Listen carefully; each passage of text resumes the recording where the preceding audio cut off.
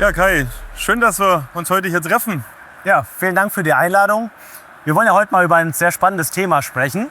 Hier auf der SPS werden ja Produkte ganz gerne mal mit viel Tamtam präsentiert. Und wir wollen uns mal anschauen, wie man theoretisch und auch in der Praxis dicke Kupferschienen verbiegen kann, ohne sie zu berühren. Genau.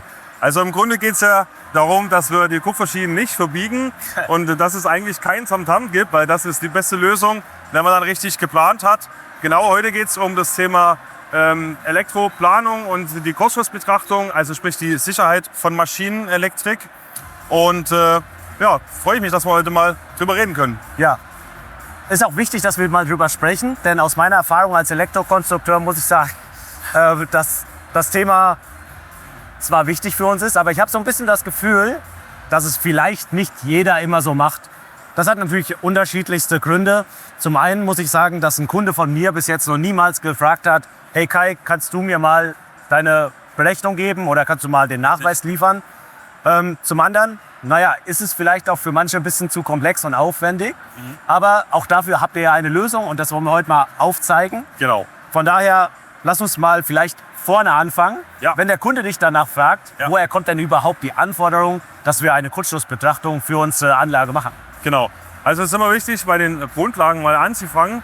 Und wie wir sehen können, gibt es ja bei einer klassischen Maschine den Stromfluss von unserem Trafo über die Niederspannungsenergieverteilung bis runter in den Maschinensteuerschrank und dann letztendlich in die Last. Und genau auf dem Wege können eben diverse Kurzschlüsse auftreten, also einfach Fehler. Ja. Und die gilt es im Grunde richtig abzusichern. Und das idealerweise bei der Planung vorher und nicht erst später durch Testen oder am Ende durch vielleicht einen Unfall, der passieren kann. Ja. Testen ist natürlich ein guter Stichpunkt, ja. Weil Testen ist natürlich keine Option. Ja.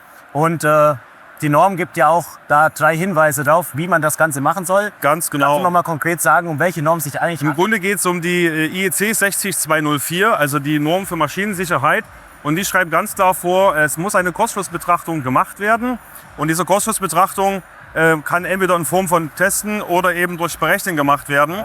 Ja. Wir wissen alle, dass natürlich, wir könnten es testen, ist teuer, aufwendig, macht keiner. Deswegen berechnen wir es. Und deswegen gehen wir auch ein Stück weit mit unserer Software dann in genau die Richtung. Ja. Aber zurückzukommen zu den Anforderungen, wo kann überhaupt ein Kurzschluss auftreten, haben wir hier einfach mal ein grobes Bild, wo wir sagen können, wo kann es denn passieren. Wir haben bei der Einspeisung, also sprich da, wo das Stromkabel in den Maschinensteuerschrank reinkommt, da können ein Kurzschluss auftreten. Es kann vor allem an der Last unten, was relativ häufig passiert, einfach mal ein Kurzschluss auftreten. Der Motor, der rüttelt, der bewegt sich ja im Betrieb, da kann sich was lösen und da kann schnell mal so eine Klemme irgendwie ans Gehäuse kommen und schon haben wir einen einpoligen Kurzschluss. Der ist natürlich auch personengefährlich, aber auch zwischendrin auf der ganzen Strecke haben wir die Möglichkeit, dass sich da mal was löst und da wollen wir natürlich nicht, dass da irgendwas anfängt zu brennen und dass jedes Schaltgerät auch sauber abschaltet. Ja, zum Berechnen müssen wir natürlich erstmal ein paar Grundlagen noch klären. Ja. Es gibt ja unterschiedliche Kurzschlüsse, kannst du auch dazu mal kurz was sagen? Ja, es gibt ja den maximalen Kurzschlussstrom, also das ist der dreipolige im Grunde. Das ist der stärkste, der auftreten kann und auch der gefährlichste, was das Thema so ein bisschen Explosion auch angeht. Ja. Und dann gibt es natürlich den minimalen einpoligen Kurzschlussstrom und da ist das Interessante, der muss hoch genug sein, weil genau dafür ist es da, das Schutzgerät muss sauber erkennen, dass es sich auch um einen Kurzschluss handelt. Genau, ansonsten kann ich einen schleichenden Prozess haben, dass ein Kabel anfängt zu brennen. Richtig. Oder sowas. Oder es greift jemand dann mal ans Gehäuse, kriegt einen Stromschlag und dann haben wir genau das, was nicht passieren soll, nämlich mitunter lebensgefährliche Verletzung. Genau, und dann haben wir ja noch genau den, der unsere Kupferschienen verbiegt. Genau, das ist dann der Stoßkurzschlussstrom. Das ist genau der Strom, der dann so richtig reinknallt, sage ich mal, in die elektrische Anlage und dort dann auch die Stromschienen zum Wackeln bringt. Und auch den wollen wir mit betrachten, nämlich mit unserem Electrical Designer. Und das ist im Grunde da unsere Softwarelösung dafür. Das heißt, wir haben eine Software entwickelt, die genau diese Auslegung dieses kurzschlusssicheren Stromkreises ermöglicht. Und das genau mit Gerätedimensionierung, mit der Kurzschlussbetrachtung, Kurzschlussberechnung, Leitungsdimensionierung, sodass im Grunde alles sauber ausgelegt ist und sich keiner mehr Gedanken machen muss, dass er was falsch gemacht hat und vor allem, dass der Nachweis da ist. Ja, perfekt. Die Alternative wäre ja, dass ich mir irgendwie 3 Karo-Blätter hinlege, ne, und fange schön an, IK Max, IK Min, Stoßkurzschlussstrom, alles schön berechnen. Und dann passiert natürlich, was immer passiert. Eine kleine Änderung beim Kunden. Wir zerknollen das Papier, schmeißen es in den Mülleimer und fangen nochmal von vorne an. Das ist nicht mehr State of the Art. Richtig. Tatsächlich wird noch viel so gemacht, teilweise. Aber das wollen wir natürlich nicht. Wir wollen natürlich eine Änderung irgendwo durchführen und die soll sich gleich auf alle anderen möglichen Änderungen auch durchrechnen, sodass wir immer aktuell sind, auch bei späten Änderungen im Projekt. Und die passieren, wie wir alle wissen, eigentlich so gut wie immer. Ja.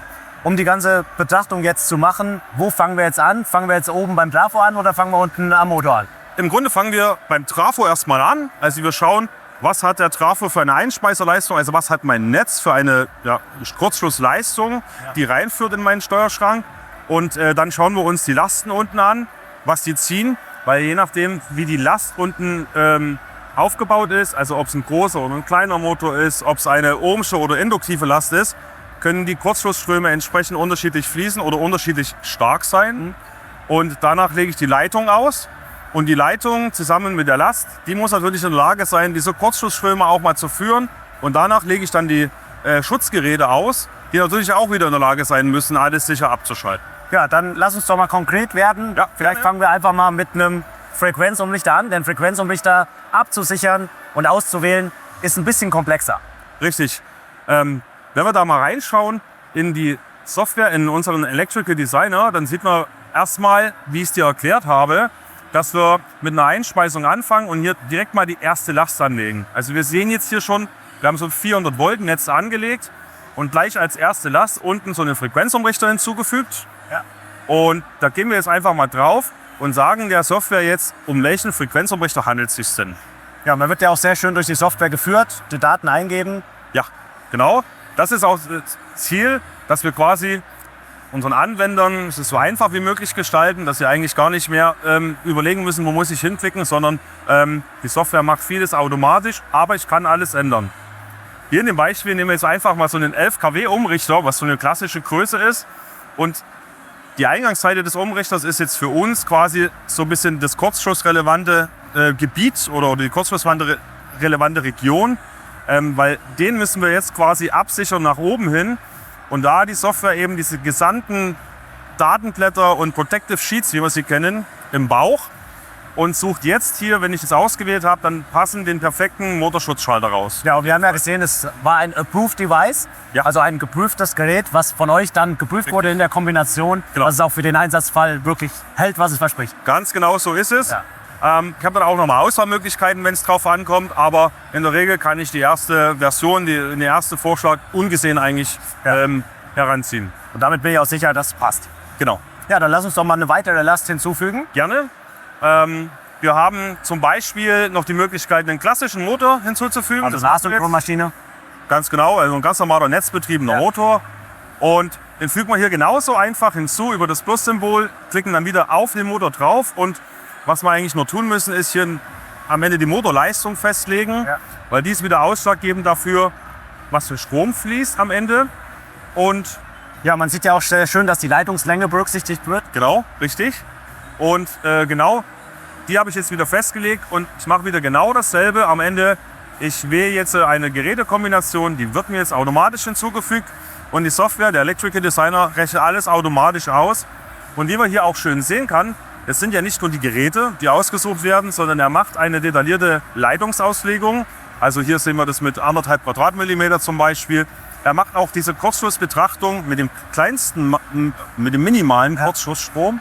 Das heißt, er rechnet es durch und würde im Falle des Falles auch den Querschnitt nach oben schieben, sodass natürlich auch der Kurzschlussstrom am Ende hoch genug ist. Ja, und beim Frequenzumrichter haben wir keinen Schutz davor, den brauchen wir nicht. Und beim Motor haben wir jetzt auch das Schutz in Kombination mit dem Motorschutzschalter. Die Kombination ist geprüft und in unserem Fall ist sie wahrscheinlich oder ist sie bei 150 kA oder 100 kA. Also das ist auf alle Fälle ein Wert, der schon selten erreicht wird in industriellen Anlagen. Ja. Genau. Jetzt haben wir dreipolige Verbraucher. Wie sieht's aus? Können wir auch einpolige Verbraucher abdecken? Ja, die gehen wir genauso hin. Da können wir einfach mal wieder reinschauen. Wir fügen wieder eine weitere Last hinzu und in dem Augenblick nehmen wir jetzt einfach mal einen ohmschen Verbraucher, eine Resistive Float, wie es im Englischen auch so schön heißt. Und da ist wieder genau dasselbe Prinzip da. Ich gehe jetzt auf die Last, wähle jetzt hier die elektrische Leistung, zum Beispiel so einen 2 kW Heizer, wie wir den typisch haben, stelle jetzt mal das Phasenanschlussschema um auf 1+N, also so ein klassischer einphasiger Verbraucher. Und wenn das dann übernommen wurde von der Software, gehen wir wieder zurück. Und was machen wir dort wieder?